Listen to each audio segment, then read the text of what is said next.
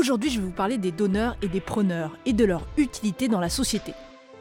Vous avez cette impression qu'au boulot, les gens complotent contre vous ? C'est peut-être que vous êtes entouré de preneurs.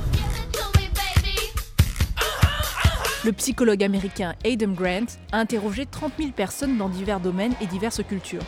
Résultat, la majorité des gens cherchent l'équilibre entre donner et prendre.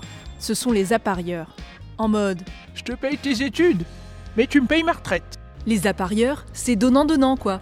Or, selon le psychologue, les donneurs sont les plus bénéfiques pour notre société.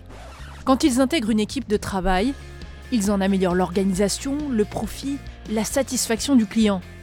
Le problème, c'est qu'à force de se sacrifier, ils bossent moins bien pour eux et peuvent se retrouver à la limite du burn-out.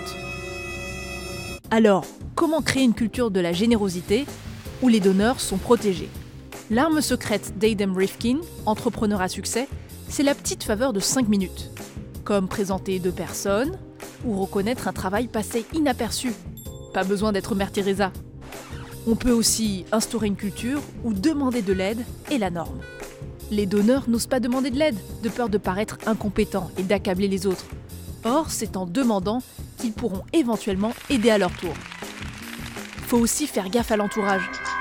Malheureusement, l'influence négative d'un preneur est 2 fois à 3 fois plus importante que l'influence positive d'un donneur.